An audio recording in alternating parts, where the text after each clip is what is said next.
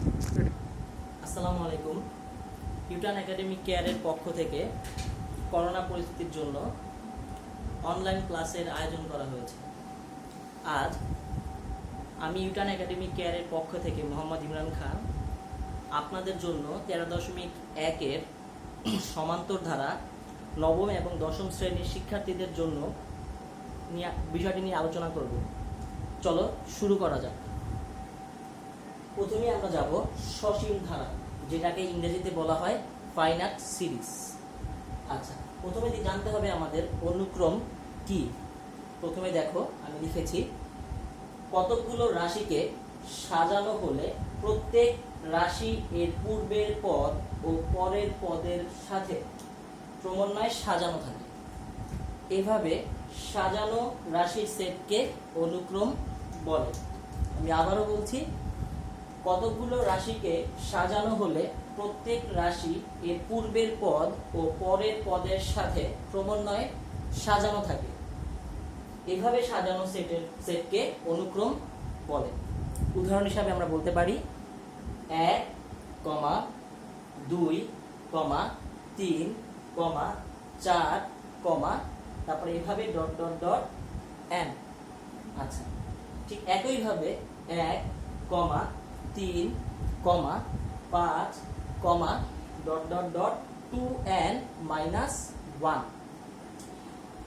সবচাইতে যেটা বড় ব্যাপার, অনেক সময় শিক্ষার্থী বন্ধুরা এটাতে দ্বিধাদ্বন্দ্ব থাকে যে ধারা কোনটি অনুক্রম কোনটি, সেটার মধ্যে পার্থক্য বুঝতে পারে না। আমি আবারও বলতেছি, অনুক্রমের ক্ষেত্রে সর্বদা সবসময় প্রত্যেকটি পদ ক্রমান্বয়ে কমার মাধ্যমে সাজানো থাকবে।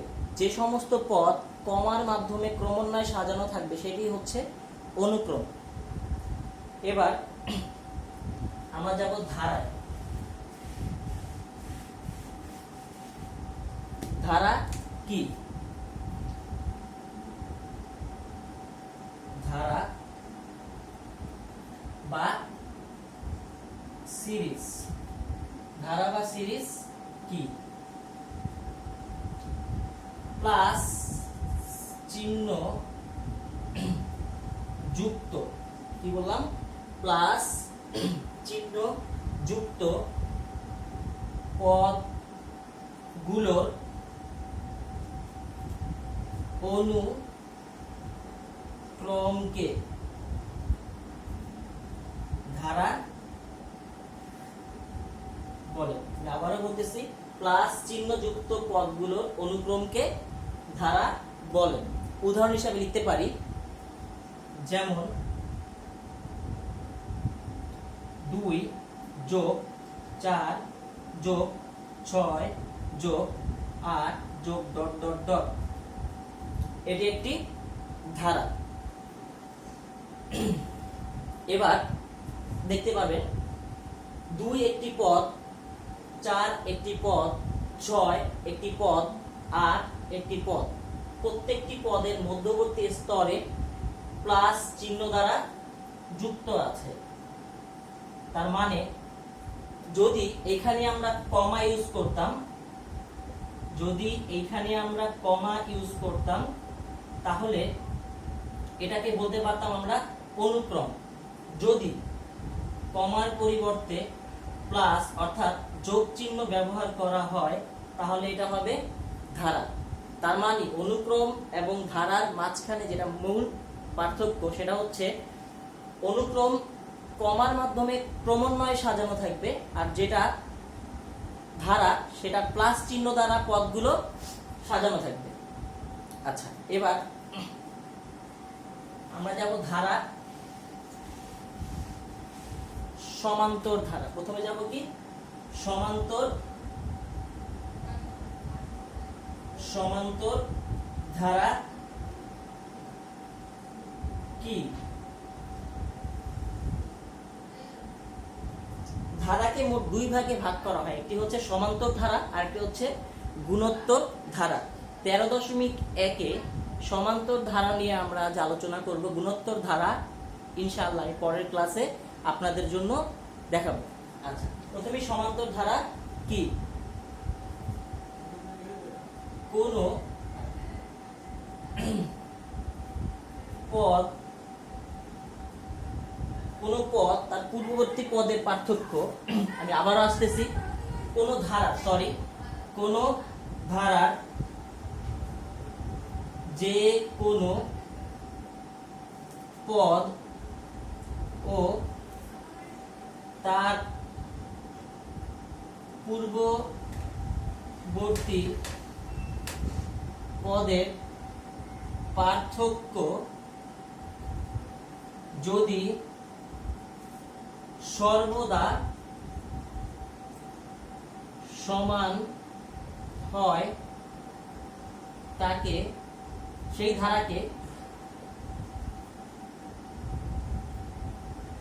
ধারাকে সমান্তর ধারা বলে। আমি আবারও বলতেছি, কোন ধারার যে কোনো পদ ও তার পূর্ববর্তী পদের পার্থক্য যদি সর্বদা সমান হয় সেই ধারাকে সমান্তর ধারা বলে। যেমন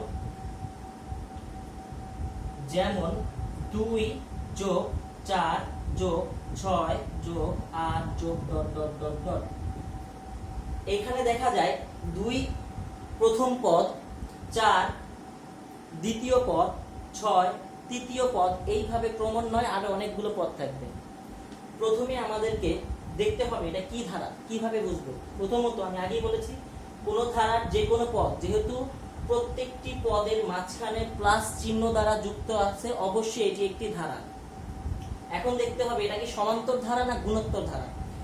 প্রথম পদ, এটা দ্বিতীয় পদ, এটা তৃতীয় পদ, এটা চতুর্থ পদ, ক্রমান্বয়ে আরো অনেকগুলো পদ থাকবে। আচ্ছা, এবার দেখতে হবে যে 2 হচ্ছে প্রথম পদ, 4 হচ্ছে দ্বিতীয় পদ। যেহেতু বলছি যে কোনো পদ তার পূর্ববর্তী পদের পার্থক্য যদি কি হয়, সমান হয়, তার মানে পার্থক্য মানে কি, বিয়োগফল। 4 থেকে 2 যদি 2 হচ্ছে পূর্ববর্তী পদ, 4 হচ্ছে পরের পদ। খেয়াল করে দেখেন, 4 কে যদি 2 দিয়ে বিয়োগ করি তাহলে 2 আসে, 6 থেকে যদি 4 বিয়োগ করি তাহলে 2 আসে, 8 থেকে যদি 6 বিয়োগ করি তাহলে 2 আসে। কারণ এটা হচ্ছে পূর্ববর্তী পদ, এটা হচ্ছে পরের পদ। আমরা যদি 4 থেকে 2 বিয়োগ করি তাহলে আসবে 2, আর এই 4 এর সাথে খেয়াল করে দেখেন, আর 6 থেকে যদি 4 বিয়োগ করি তাহলেও আসবে 2, 8 থেকে যদি 6 বিয়োগ করি তাহলেও আসবে 2। অর্থাৎ সর্বদা সবসময় বিয়োগফল সমান আসতেছে। যেহেতু সর্বদা সমান আসতেছে, তার মানে বুঝতে হবে এটি সমান্তর ধারা। আমি আরো কয়েকটি উদাহরণ দিয়ে আপনাদেরকে আরো সহজভাবে বোঝানোর চেষ্টা করছি। দেখেন, যেমন 1 যোগ 3 যোগ 5 যোগ 7 যোগ ... এখানে প্রথম পদ 1, দ্বিতীয় পদ 2, তৃতীয় পদ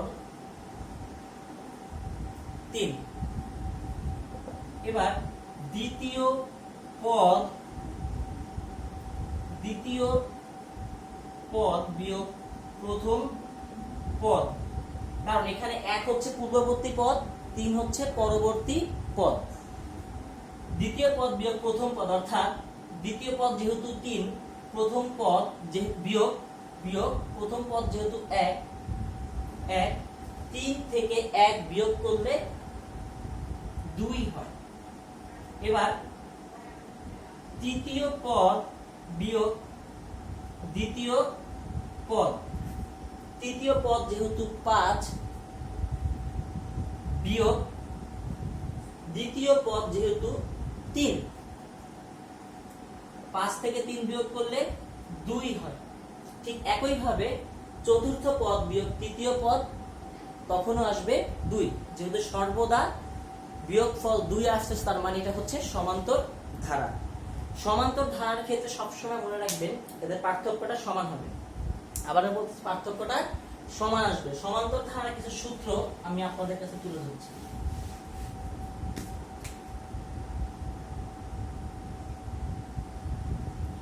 1 নাম্বার, n তম পদের nতম পদ, nতম পদ সূত্র হচ্ছে a plus n minus 1 into D. এখানে a হচ্ছে প্রথম পদ, প্রথম পদকে ছোট হাতের a দ্বারা প্রকাশ করা হয়। ডি হচ্ছে ডিফারেন্স, ডিফারেন্স মানে হচ্ছে পার্থক্য। যেহেতু ডিফারেন্সের প্রথম অক্ষর ডি, এর জন্য এটাকে ডি দ্বারা প্রকাশ করা হয়, অর্থাৎ এটা হচ্ছে পার্থক্য। তার মানে ছোট হাতের a মানে হচ্ছে প্রথম পদ, ডি মানে হচ্ছে সাধারণ অন্তর অথবা পার্থক্য, আর n মানে হচ্ছে কততম পদ। এখানে a হচ্ছে প্রথম পদ, ডি মানে হচ্ছে সাধারণ অন্তর, n মানে হচ্ছে কি কততম পদ। এবার আমরা সমষ্টি সূত্র দেখব। সমষ্টি মানে হচ্ছে যোগফল। তাহলে n তম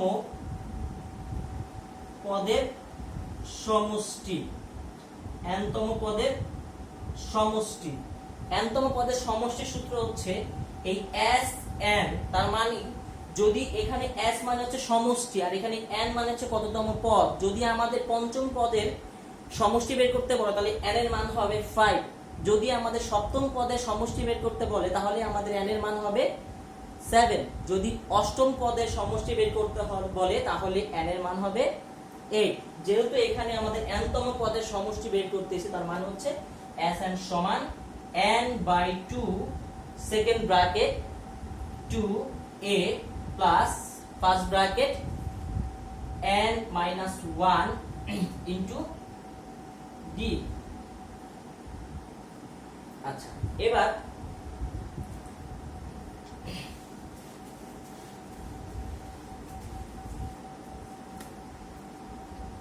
একটি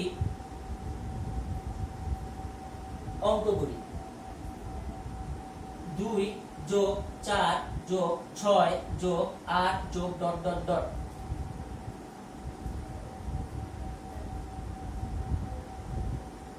হলে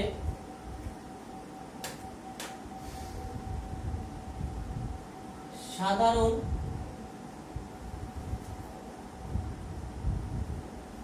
অন্তর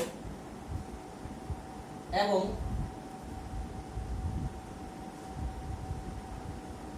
দশম পদ নির্ণয় করো। প্রথমে হইতেছে বললাম যে 2 যোগ 4 যোগ 6 যোগ 8 যোগ ডট ডট ডট হলে সাধারণ অন্তর এবং দশম পদ নির্ণয় করো। আগে আমাদের দেখতে হবে সর্বপ্রথম যে এটি কোন ধারা, এটা কি সমান্তর ধারা না গুণোত্তর ধারা। যেহেতু প্রত্যেকটি পদের মাঝখানে প্লাস চিহ্ন দ্বারা যুক্ত আছে, অতএব এটি হচ্ছে ধারা। এখন দেখতে হবে এটি সমান্তর ধারা না গুণোত্তর ধারা। যেহেতু প্রথম পদ 2, দ্বিতীয় পদ 4, তৃতীয় পদ 6 এবং চতুর্থ পদ রয়েছে 8। যদি 4 থেকে 2 বিয়োগ করি তাহলেও 2, 6 থেকে 4 বিয়োগ করলে তাহলেও 2, 8 থেকে 6 বিয়োগ করলে তাহলেও 2। যদি সব সময় বিয়োগফল সমান হইতেছে, অতএব এটি হচ্ছে সমান্তর ধারা। লিখতে হবে এখানে 2 যোগ 4 যোগ 6 যোগ 8 যোগ ডট ডট ডট। সমাধান। এখানে ধারাটি, এখানে এটি সমান্তর ধারা। প্রথম পদকে যেহেতু ছোট হাতের এ দ্বারা প্রকাশ করা হয়, প্রথম পদ সমান কত 2। সাধারণ অন্তরকে ছোট হাতের ডি দ্বারা প্রকাশ করা হয়। সাধারণ অন্তর হলো কত হবে, দ্বিতীয় পদ বিয়োগ প্রথম পদ। এটি হচ্ছে সূত্র। আমি আগেই বলি সাধারণ অন্তরের সূত্র হচ্ছে দ্বিতীয় পদ বিয়োগ প্রথম পদ। যেহেতু দ্বিতীয় পদ এখানে 4, তাহলে 4 বিয়োগ প্রথম পদ হচ্ছে 2, তাহলে 4 বিয়োগ 2। 4 থেকে 2 বিয়োগ করলে 2 হয়। আচ্ছা, যেহেতু আমাদেরকে এখানে সাধারণ অন্তর বের করতে বলছে, অর্থাৎ সাধারণ অন্তর হলো 2। এবার দশম পদ নির্ণয় করতে বলছে। আমি আগেই বলছি যদি পদ নির্ণয়ের সূত্র বলে তাহলে আমাদের সূত্র আসবে কোনটা, আমি সূত্রটা এখানে দেখাই দিচ্ছি, সাইড নোট। দশম n-তম পদের সূত্র কি,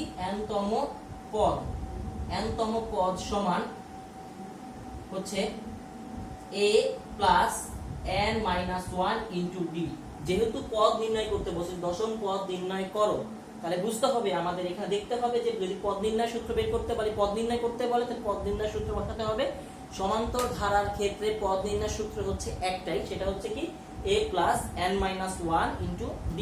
a হচ্ছে প্রথম পদ, n হচ্ছে কততম পদ, আর d হচ্ছে কি সাধারণ অন্তর। যেহেতু আমাদের এখানে দশম পদ নির্ণয় করতে বলছে, অর্থাৎ এখানে আমরা লিখব দশম পদ সূত্র হচ্ছে কি a প্লাস, যদি আমরা সরাসরি না করতে চাই সূত্রের মাধ্যমে করতে পারি, যে দশম পদ মানে হবে কত, n এর পরিবর্তে এখানে কত বসবে 10 মাইনাস 1 ইনটু d।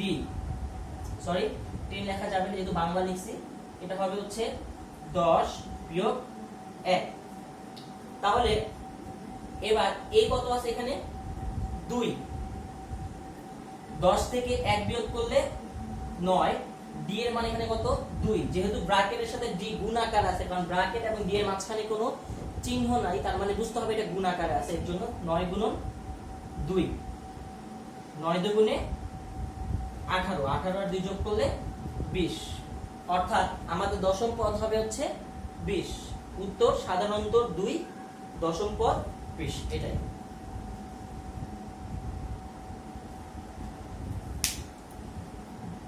এবার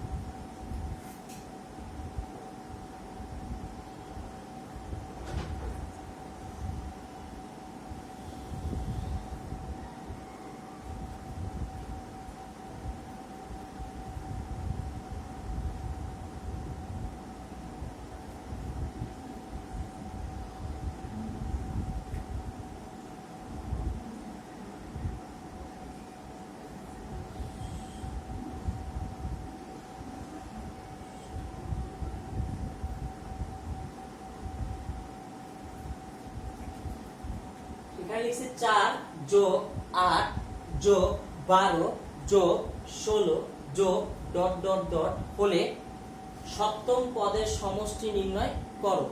সর্বপ্রথম আমাদের আবারও বলতেছি দেখতে হবে প্রথমে এটা কি কোন ধারা। যেহেতু প্রত্যেকটি পদের মধ্যবর্তী স্তরে যোগ চিহ্ন দ্বারা যুক্ত আছে, তার মানে বুঝতে হবে এটা হচ্ছে একটি ধারা। এখন দেখতে হবে এটি কি ধারা, সমান্তর ধারা না গুণোত্তর ধারা। যেহেতু প্রত্যেকটি পদের পার্থক্য সমান, তাহলে এটি সমান্তর ধারা। কারণ 8 থেকে 4 বিয়োগ করলে 4, 12 থেকে 8 বিয়োগ করলে 4, 16 থেকে 12 বিয়োগ করলে 4, তার মানে এটি হচ্ছে সমান্তর ধারা। এটি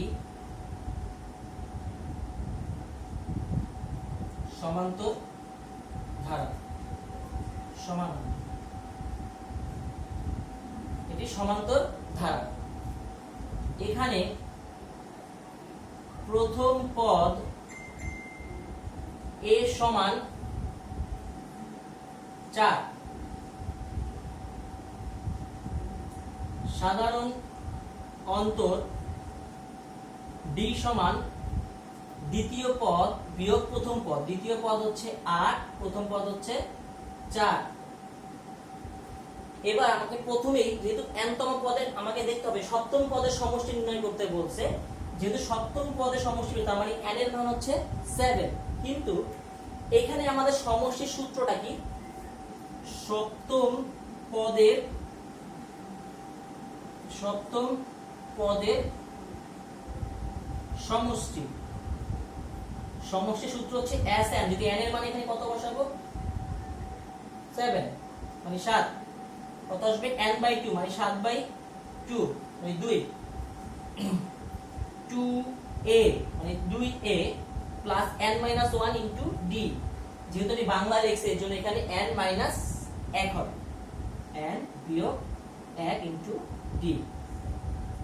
এবার 7/2 এর মান হচ্ছে 4, 2 গুণন 4 যোগ n এর মান এখানে কত, সরি এখানে n এর মান আসবে 2, কারণ আমাদের সপ্তম পদের সমষ্টি বের করতে বলছে, তাহলে n এর মান আসবে 7।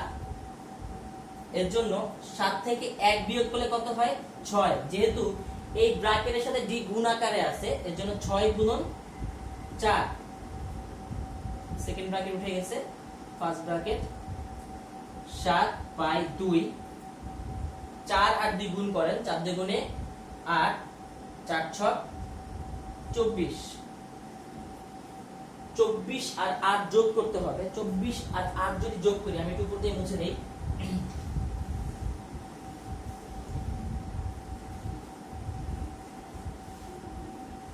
এটার পরের অংশটা হচ্ছে এই পাশ থেকে আমি চিহ্নের মাধ্যমে বোঝাচ্ছি, যে এখানে এই পাশে লেখা হচ্ছে 7/2, এই 24 আর 8 যোগ করলে হয় হচ্ছে 32।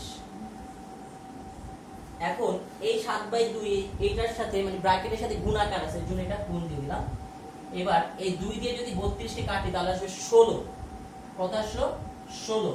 এই 16 আর 7 যদি গুণ করি, 6 7 42 এর 2 হাতে 4, 7 1 7 আর 4 11, তাহলে উত্তর সমষ্টি হচ্ছে কত 112। আজ এই পর্যন্তই। আগামী দিন আমি আপনাদের সমান্তর ধারার বাকি অঙ্কগুলো এবং গুণোত্তর ধারা নিয়ে আলোচনা করব। আসসালামু আলাইকুম।